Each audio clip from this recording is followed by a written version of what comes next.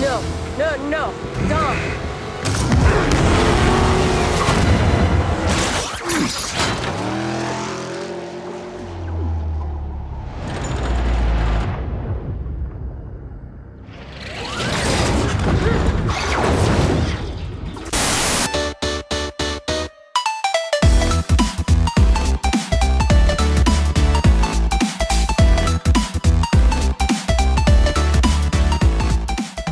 Alright everybody, I am Kevin from The Real Movie Guys, and you are watching The Real Review, a series where we review and discuss all your favorite movies. And don't forget, if you like what you see and you want to see more, be sure to like and subscribe to the channel today. On today's episode, we're going to be taking a look at F9, the Fast Saga. Dom and the crew must take on an international terrorist who turns out to be Dom and Mia's estranged brother. If you were looking to do a case study on the evolution of a film series, look no further than the story of the Fast and the Furious franchise. It's really amazing to see how we went from the first film that was what we should all honestly admit was nothing more than a reskinned Point Break with cars, to the ridiculously over-the-top nonsense that is this current film, F9. The process slowly began around the fourth installment, taking the over-the-top car stunts, and in each iteration raising the bar to the point where the bar no longer exists. This series is a shadow of the original street racing grounded story with cool car stunts, and has become a spectacle of absurd action with car stunts thrown in. But how much is too much? After the last entry, The Fate of the Furious, I thought I might have reached my limit with the submarine action-filled finale, but F9 has truly tested me like no other film. F9 is filled with any and all the insane action one could imagine, and while that's all well and good, the nonsensical implementation of these action scenes, characters who are just parody at this point, and a severe identity crisis left me thinking it might be time to put the brakes on this franchise. The Fast and the Furious franchise has provided some of the craziest action scenes I can remember in recent history. Whether you love the bank vault scene from Fast 5 or watching a car jump from one skyscraper to another in Furious 7, you can't deny it all looks cool, and this series continues that tradition. All the action, as crazy as it gets, still has me looking on in awe. One of my favorite stunts in the movie has the Furious team driving cars with high-powered magnets built in to take down a moving fortress full of baddies. Instead of questioning why the magnets only affect the exact metal the driver wants instead of everything in the area, the sense of action was so high that I was able to look past that and just enjoyed the well-shot scene. Say what you will, but Justin Lin has such a great eye for these stunts, always making sure the camera is where it exactly needs to be and keeping all the excitement in the camera lens. Even the smaller car stunts in the movie are extremely well done, still refusing to let go of the car enthusiast fanbase it's built upon. And therein lies the problem. F9 finally approaches a point where I think the viewer will decide if they are on for the thrill ride that is this series, or if your tolerance for the insane has a limit. It's been a long running gag that fans have been anticipating, that these films would eventually take that insane journey into space, and unfortunately they finally do indulge that fan speculation. While your tolerance level may be different than mine, this was one of the largest bits that had me completely check out. Not only does it feel like this plotline was just thrown in just to be absurd, but within the context of this story, it makes no sense. I won't get too detailed about how the events happen, but just know the loosest of second grade logic was used to justify how this happens and works. I'm not against great action by any means, but for me it has to be somewhere in the realm of possibility. Even if the logic isn't exactly sound, I'm willing to enjoy the ride to a point. More egregious even than the outer space adventure, F9 is finally committed to making all the characters seemingly indestructible superheroes, and this was the nail in the coffin for me. Every action scene features either a character narrowly avoiding death, or a character that just flat out walks away without a scratch after taking a hit that should have killed them. The movie even dedicates a small running gag in the film brought up by Roman, played by Tyrese Gibson, that they are all immortal and indestructible. I'm someone who has fond memories of the first few Fast and the Furious movies, so I'm sorry, but I just can't accept that this small band of street thugs are now godlike heroes. I give the film credit for even addressing this, but just because you admit it doesn't make it okay. There was one scene towards the end of the film where Dom is fighting tons of soldiers by himself, effortlessly throwing them over the guardrail and just manhandling them to the point where Vin Diesel must have thought he was back in Guardians of the Galaxy as Groot, because he literally brings the ceiling down. I can't remember the last time I laughed so hard. Speaking of Vin Diesel, I find myself at a strange crossroads with his performance. As Dominic Toretto, he's calm, cool, collected, and always says just the right one-liner or corny inspiring phrase that the moment needs. It's so wooden and lame, but at the same time oddly charismatic, that it's as awe-inspiring as any explosion in this film hopes to be. I hate it and love it at the same time. I will say that a nice addition to the cast was John Cena, who plays Dom's estranged brother. While I won't say Cena did anything to stand out more than the average Fast and the Furious actor edition, he just has a presence about him that captures your attention, which can be said for most of this film's actors. I just wish the dialogue wasn't so bland and expository for most of the scenes, and as I said earlier, for the most part, everyone turns in their required performance that we've come to know by now, and that's about it. Everyone is a walking stereotype, like the funny guy or the smart girl, thinly layered and to the point. Now, there is one returning character I would love to talk about, out, but I feel like it would be too much of a spoiler, even if the trailer pretty much spells it out. I have mixed feelings. While I was so happy to see this character, I just couldn't help but feel it made absolutely no sense, especially when the explanation as to how it happened was so, don't ask questions, just chalk it up to Deus Ex Machina reasoning. The weird part is this should have been a big deal, but what the character contributed to the plot added up to nothing and could have been filled by anyone. Maybe that has become part of the reason why my enjoyment has begun slipping over time with these movies. They are just starting to make no sense. Things just happen because, and while there is a case for it adding to the fun, especially when we take into consideration this series being heavily emulating a telenovela Spanish soap opera, it takes away from the realness that is behind these characters. In this film in particular, they have a series of flashbacks that go into the backstories of Dom and Jacob. Although I may question the casting choices of the younger versions of these characters, I really like the story being told here because it felt more attached to the series' starting point. Before all the action hero shenanigans, it was nice to go back to the roots of street racing and real-world drama. The only thing that bothered me, and my original Fast and the Furious fans will agree, was the use of a pipe wrench instead of a torque wrench in one very important scene. Will newer fans be bothered? Probably not, but you have to wonder why something so simple as that was so easily overlooked. Back on track here though, it's these more serious scenes that make the exploding convoys and trips to outer space even more ridiculous. Not to mention the loose connective tissues of the plot left me wondering why certain things had to even happen, and to an extent of what the movie was even about anymore besides getting bad device away from bad guys who want to do bad things. I'm not saying every movie has to over-explain a simple plot, but when you are risking life and death for a glowing ball, it would be nice to know what it does. All this being said, I still think there is fun to be had in F9. For those gearheads out there, the amount of nos flowing in this film's veins will certainly more than fulfill any craving you could have had for over-the-top car stunts and set pieces. The action is a great time if you just don't look too closely at the shoddy detailing in the story area. Your ultimate enjoyment of this film will be how far your suspense of disbelief is willing to go. Do you value story or action? I personally have come to a point where I can't keep giving this franchise a pass anymore. The characters I enjoyed from the very start of this franchise have essentially made their final transformation into superhuman parodies, making me long for practical car stunts and the simple street racing drama of the past. The original Fast and the Furious is by no means a masterpiece, but that story about a cop who owed a criminal a 10-second car meant more to me than any adrenaline 10 seconds this film flashed before my eyes. This all leads me to my final score. I'm going to give F9, The Fast Saga,